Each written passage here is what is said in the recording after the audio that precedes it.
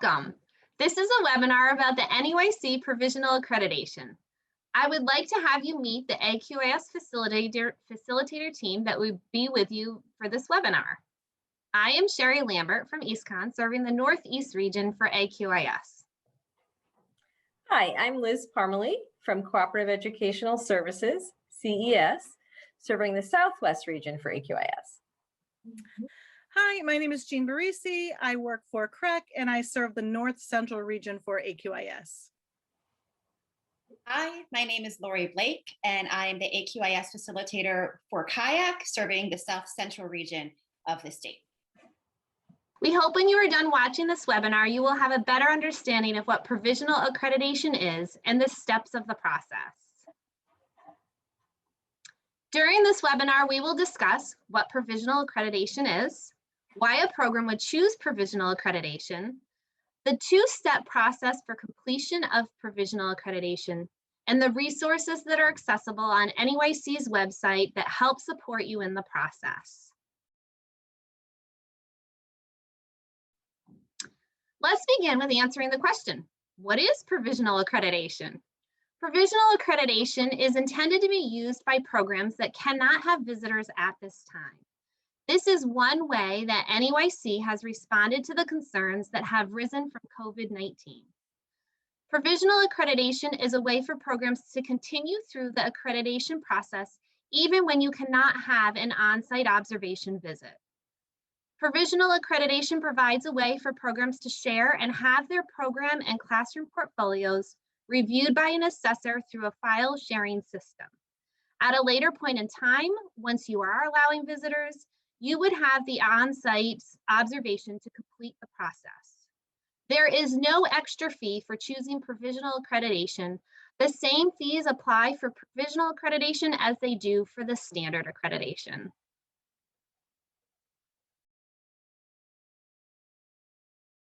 If your program is ready to submit their 4th annual report, or this is your first time going through NAEYC accreditation and you're in stage 3 candidacy, you need to consider whether your program is currently accepting visitors. If you are accepting visitors, you'll be going through the standard accreditation process, which will include preparing for a site visit from an NAEYC assessor. Your portfolios and staff qualifications will be viewed, and the assessor will perform classroom and program observations. If your program is not accepting visitors at this time, you will be going through the provisional accreditation process. There are 2 steps to this process. Both steps of the provisional process must be approved to receive full NAEYC accreditation. In the first step, the assessor will look at your NAEYC accreditation portal to see the age group served and to confirm how many portfolios should be submitted.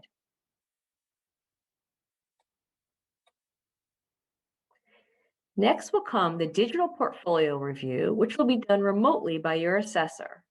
Provisional accreditation is granted based upon successful evaluation of portfolios. You will then be notified that you have been approved and will receive provisional accreditation, or that your accreditation has been deferred. For the second step, a site visit will be prepared. Site visits are expected to begin in 2022. Site visits will consist of program and classroom observations only. Portfolios will not be reviewed again. Staff qualifications, as reported in the portal, will be assessed at this time, and licensing status will be reconfirmed.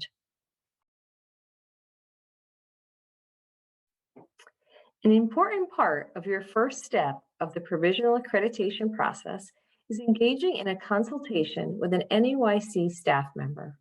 The purpose of this consultation is to talk through your options and determine whether provisional accreditation is appropriate for your program. The NAEYC staff member will be able to answer your questions about the process and provide you with information to guide your decision-making. You may feel that you have enough information to make the decision during the phone call, or you may decide that you need more time to consider your options or to check in with your program partners before making your final decision. If that is the case, you will have up to 3 business days to get back to your NAEYC staff member with a decision about whether you're going to move forward with working toward provisional accreditation. Be sure to remember to get the contact information from the NAEYC staff member before ending your call. Once you have notified NAEYC with your decision, and that decision is to move forward with pursuing provisional accreditation, you will be assigned a deadline to submit digital portfolios. It is really important that you update your NAEYC accreditation portal to ensure that all information is accurate and up to date.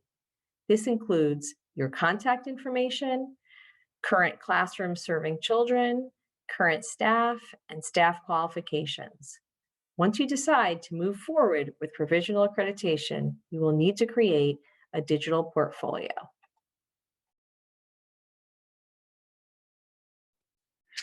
Okay, you've decided to do a provisional accreditation. Let's take a few minutes to talk about what is involved in creating and sharing your digital portfolios with NAEYC. First, let's talk about what is required.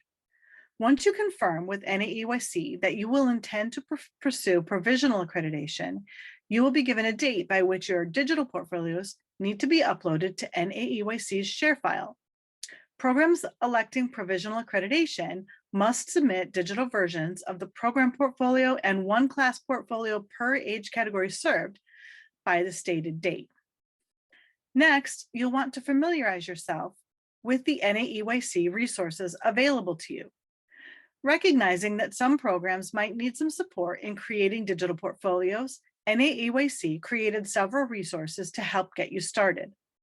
All of the information you will need for provisional accreditation is located on the website link provided on this slide. You may want to screenshot it or write the link down so that you can find it easily later. So let's check those out now. Once on the website, you'll want to scroll down to the resources and then explore the Listen and Learn resources right here. NAEYC has created several webinars to assist you. The first webinar you'll want to watch is the tools to digitize your portfolio. That's this one right here. This 5-minute webinar walks you through downloading the templates as well as how to download and install Google's Backup and Sync application. This application will prevent you from losing your portfolios by backing them up online. You're not required to use NAEYC's portfolio templates. You may also elect to use Google Slides or Google Docs. The benefits to using a Google product to create your templates is the ability to collaborate across a team. To learn more about how to do this, you'll want to watch the Using Google Apps to Collaborate with Your Team webinar, which you can find right here. Once you have familiarized yourself with the resources available to you, the next thing you want to do is select your templates. Links to download NAEYC's templates can be found at the bottom of the resources webpage. Each of the different portfolio templates is here for you to choose. After selecting your templates, it's time to add your evidence for each assessment item. The Constructing Your Digital Portfolios webinar will show you everything you need to know about constructing and formatting your digital portfolios. This is the webinar, and this is a handout about it.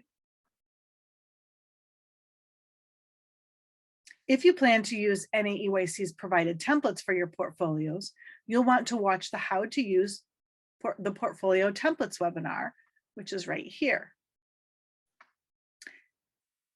Finally, once all of the templates are created, it's time to upload to NAEYC's secure sharing platform, ShareFile.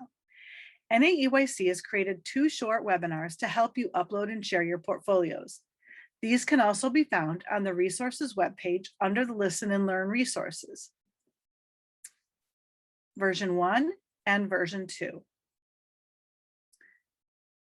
Once you've uploaded your portfolios, it's time to upload the portfolio completion checklist, indicating you are ready for your portfolios to be assessed.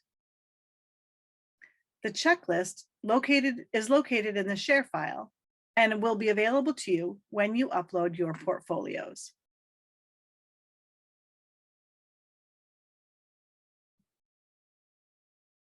Let's review the steps that you will take to create and upload your digital portfolios. Again, you'll explore the resources, you will select your templates, You will add your evidence for your NAEYC assessment items. You will upload to ShareFile, and you will submit your portfolio completion checklist. Finally, NAEYC will take up to 90 days to assess the portfolios and give your program a decision report that tells you whether you have been provisionally accredited or deferred. You must receive an overall score of 80% or greater across all items assessed in all of the submitted class portfolios and program portfolio. You must also meet the 2 required items in your program portfolio. If you are provisionally approved, your accreditation will be in effect until NAEYC can conduct a site visit to complete the classroom and program observations. At this point, in-person visits are projected to begin in 2022. You are now ready to move on to step 2. Once your portfolios have been reviewed and approved, you are ready to begin preparing for the second step of provisional accreditation, the site visit. Currently, site visits are expected to begin in 2022. However, preparing as soon as you are able is recommended. Preparing for a site visit in provisional accreditation is exactly the same as preparing for a site visit in standard accreditation. You will want to conduct practice classroom and program observations. Observation tools can be found on the NAEYC website, and we will show you shortly how to find them. There are a variety of ways you can conduct observations, and due to COVID-19, you may need to be a bit creative. First, we recommend having all staff involved reading the observation tools to gain familiarity with the expectations.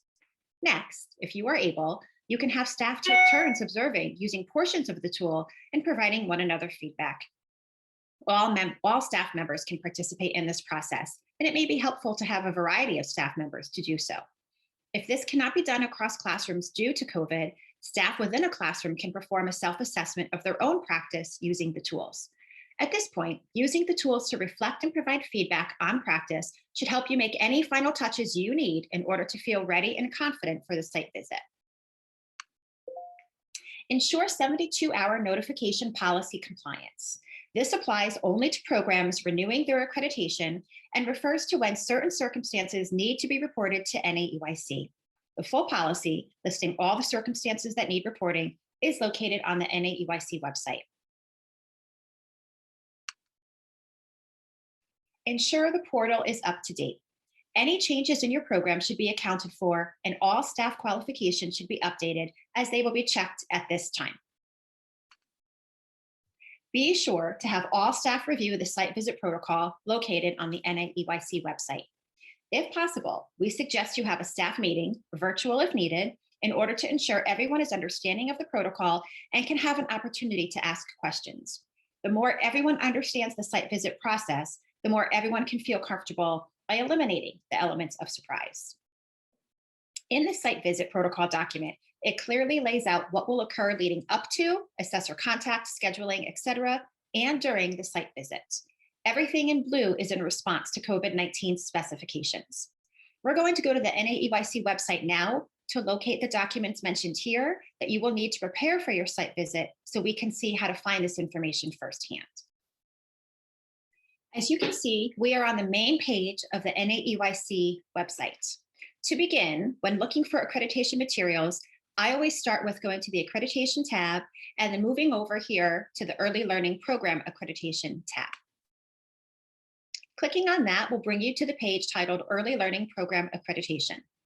By scrolling up, you'll be able to see this blue box here called Support and Resources. Clicking on the Get Help box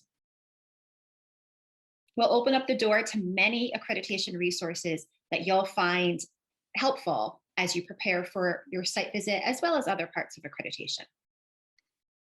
Once on this page, we can click on Accreditation Tips and Tools, and then we can find some items that we were talking about related to the site visit easily. If we scroll up, you'll see the first thing we'll scroll past are our Early Learning Program Accreditation Standards and Assessment items. We keep scrolling past those, and we will find the COVID-related site visit protocol. You'll have an option for this document to download and save to your computer, or to print out if you'd like, or to keep coming back to the website to view online. You'll be able to see here everything that's written in blue, which is a COVID-19 specific item for the site visit protocol. And so once you've got this document open, you'll be able to scroll through and read the steps and practices associated with the site visit. Coming out of there, you can continue to scroll down and find other various accreditation tools. If you click on the Site Visit Protocol and Procedure tab, you will again see the site visit protocol and the COVID site visit protocol, as well as some other items that you may find helpful in preparing for your site visit. As we talked about a few moments ago, part of preparing for the site visit is conducting classroom program observations. Those tools are found in the same space on this page under the Observation Tools tab. So if we click on that, we see we come directly to the Classroom Observation Tool and the Program Observation Tool. And again, clicking on them allows you to print, save, or come back to online. In order to find the 72-hour compliance policy that I referenced earlier, I like to start at the front page of NAEYC. And if you come over here and you click on the search icon and type in 72-hour compliance policy, you'll come up to this tab that says policies. And by clicking on it, you'll find not only the 72-hour compliance policy, but all the policies associated with NAEYC accreditation. It's a very helpful way to find those policies quickly. You may want to take a screenshot or picture of this slide in order to follow the pathways that lead you to finding these documents.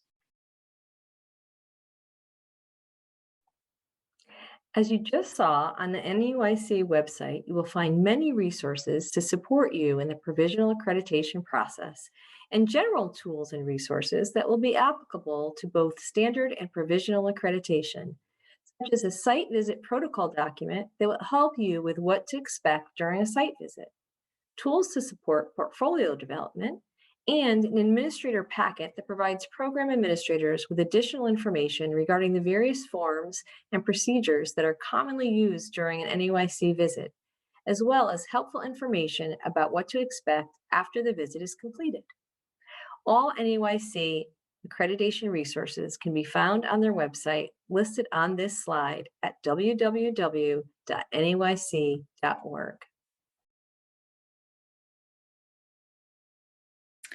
Connecticut is proud to offer a statewide accreditation and quality improvement system, also known as AQIS, to support early childhood programs in reaching their NAEYC accreditation goals. This slide provides you with the contact information for the AQIS facilitators serving the different regions of Connecticut. Please contact the facilitator in your region if you have further questions about NAEYC's provisional accreditation option. You can also find more information about AQIS on the website located at the bottom of this slide. Thank you for watching. We hope this webinar helped you understand NAEYC's provisional accreditation option a bit better. Good luck on your accreditation journey.